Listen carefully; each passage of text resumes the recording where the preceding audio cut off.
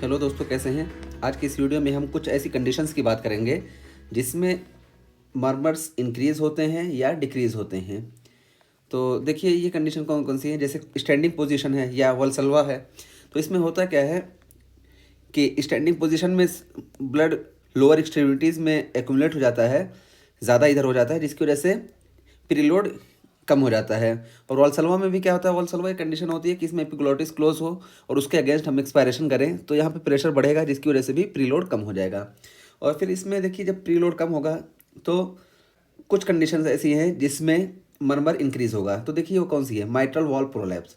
Mitral valve prolapse का murmur increase हो जाएगा with earlier mid systolic click. और तेज़ होने के साथ साथ मिड सिस्टोलिक क्लिक जो होती है माइट्रल वॉल प्रोलैप्स में, ये जल्दी हो जाती है। कैसे, क्यों होती है, इसका थोड़ा सा मैकेनिज्म देखिए।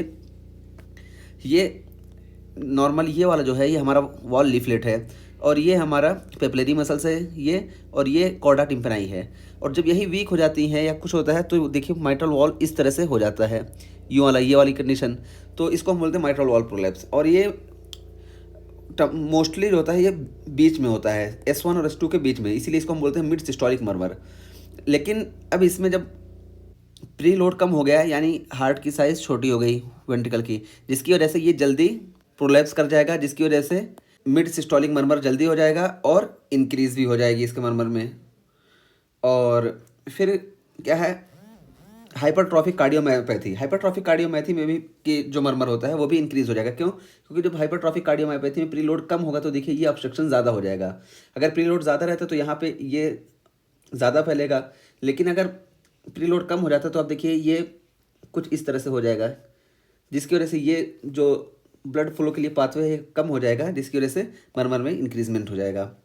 और कुछ मर्मर्स ऐसे हैं जिसमें डिक्रीज होगा, जैसे मोस्ट मर्मर्स अक्सर, क्योंकि decrease flow through stenotic and regurgitant valve. तो इसमें कम क्यों होगा? क्योंकि फ्लो कम हो जाएगा स्टोनोटिक और रिगर्जिटेंट वॉल के थ्रू जो होता है।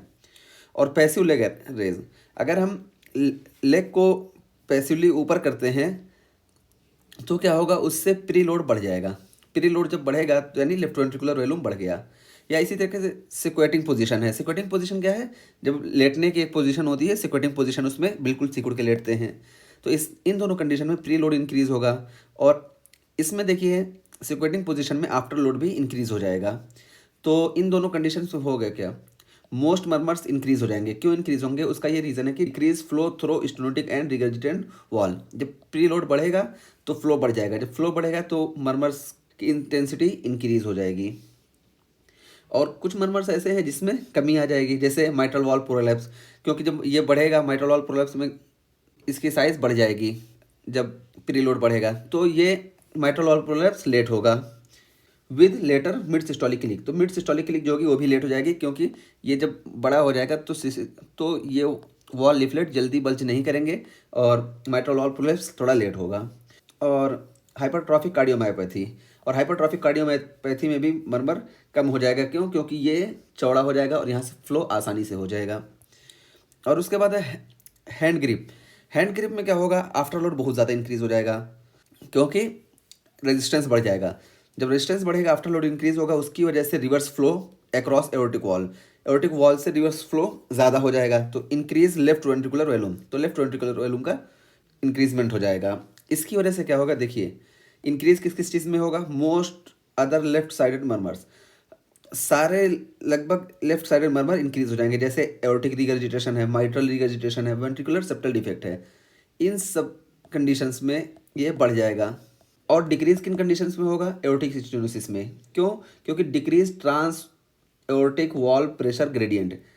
एओर्टिक स्टेनोसिस में क्यों कम हो जाएगा? क्योंकि यहाँ से जो ब्लड फ्लो होना था वो उसका प्रेशर अब कम हो जाएगा, क्योंकि इधर भी प्रेशर पहले से है और इधर भी प्रेशर ज़्यादा है। तो इन दोनों का ग्रेडियंट, प्रेशर ग्रेडियंट जो है जिसको यहाँ से पास करना है, वो प्रेशर ग्रेडियंट कम हो जाएगा। इसीलिए इन कंडीशंस में मर्मर कम हो जाएगा। इसी तरीके से हाइपरट्रॉफिक कार्डियोमायोपैथी, और हाइपरट्रॉफिक कार्डियोमायोपैथी में भी क्यों? क्योंकि यहाँ पे लेफ्ट वेंट्रिकुलर का वॉल्यूम इंक्रीज हो रहा है। और फिर उसके बाद है इंस्पायरेशन में क्या होता है। इंस्पायरेशन में हम जानते हैं कि वेनस रिटर्न बढ़ जाता है, तो ये increase venous return to right heart और decrease venous return to the left heart. क्योंकि राइट हार्ट में इसलिए होगा क्योंकि इंट्राथोरेसिक प्रेशर कम हो जाएगा, उसकी वजह से राइट हार्ट में वेनस रिटर्न ज़्यादा हो जाएगा और लंग्स में ज़्यादा देर तक ब्लड रुकेगा, इस वजह से वेनस रिटर्न लेफ्ट हार्ट में कम हो जाएगा। तो इसमें क्या होगा, मोस्ट राइट साइडेड मर्मर्स बढ़ जाएंगे, जितने भी राइट साइड वाले मर्मर्स हैं ये सब बढ़ जाएंगे क्योंकि ज़्यादा वेनस रिटर्न राइट साइड में हो रहा है। और डिक्रीजमेंट किस में होगा, मोस्ट लेफ्ट साइडेड मर्मर्स। तो लेफ्ट साइड के जो मर्मर्स हैं उसमें डिक्रीजमेंट हो जाएगा क्योंकि वेनस रिटर्न जो लेफ्ट साइड का होगा वो कम हो जाएगा, इस वजह से इसमें डिक्रीजमेंट हो जाएंगे। Thank you.